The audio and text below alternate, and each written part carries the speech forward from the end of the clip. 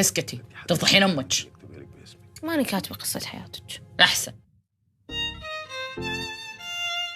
أصرخ بداخلي باسمك فيرجع صدى صوتي قائلا أنك رحلت ولن تعود. يا سلام، كلام كبير.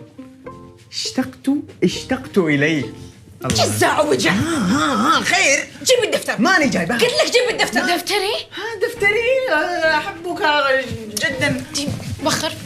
جيب الدفتر. يلا جيبه. يلا أقول لك تعال اطلع برا. صدى صوتي عالي. يلا كم مرة قلنا لك غرفة بنات لا تدشها. والله أقول حق أمي تجلدك 1000 جلدة باليوم. فهمت ولا لا؟